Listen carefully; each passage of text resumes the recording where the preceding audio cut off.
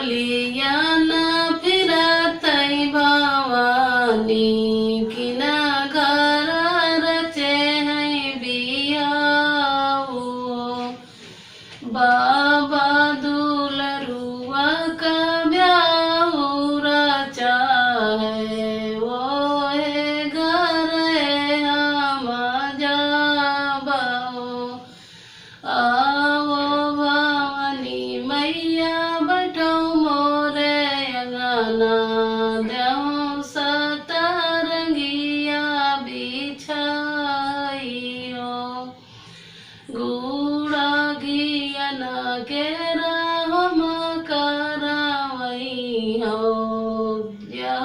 जागी पुरायो हमारी हो यह जागी पुरावाई शंकर भोले बाबा या पूरा में भगवान हो कलियाना फिरतै भवानी किना घर रचे है बिहाऊ बापा दुलरुआ का ब्याहू रचा है वो है घर हम जाबाओ आओ भवानी मैया बैठो मोरे अंगना देहो सतरंगिया बिछाई हो गुड़ा घियना के हम करवई हो यह जागी पुरायो हमारी हो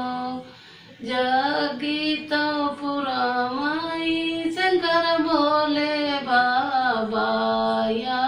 पूरा में भगवान हो कलियाना फिरतै भवानी किना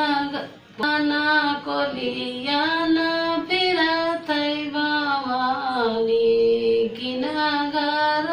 रचे है बिहाऊ चाचा दुलरुआ का ब्याहू रचा है वो है घर हम जाबाओ आओ भवानी मैया बैठो मोरे अंगना देहो सतरंगी या बिछाइयो गुड़ा घियना के हम करवई हो यह जागी पुरायो हमारी हो जागी तो पुरावाई शंकर भोले बाबा या पूरा में भगवान हो कलियाना फिरतै भवानी किना घर रचे है बियाऊ भैया दुलरुआ का ब्याहू रचा है ओ है घर हम जाबाओ भावो भवानी मैया बैठो मोरे अंगना देहो सतरंगिया बिछाइयो गुड़ा घियना के हम करवई हो या जागी पुरायो हमारी हो जागी तो पुरावाई शंकर भोले बाबा या पूरा में भगवान हो कलियाना फिरतै भवानी किना घर रचे रचे हैं बियाऊ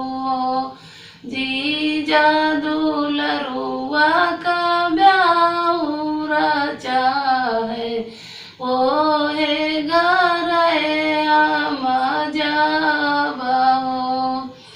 आवो भवानी मैया बैठो मोरे अंगना देहूँ सतरंगिया बिछाइयो बूढ़ा गियना के राहो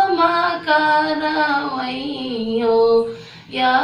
जागी पुरायो हमारी हो जागी तो पूरा माई शंकर भोले बाबा या पूरा मैं भगवान हो कोलियाना फिरते भवानी किना घर रचे हैं बियाऊ हो फूफा दुलरुआ का ब्याह रचा है वो है घर हम जाबो आवो भवानी मैया बैठो मोरे अंगना देहूँ सतरंगिया बिछाइयो गुड़ा घियना के राम करवैयो यह जागी पुरायो हमारी हो जागी तो पुरावा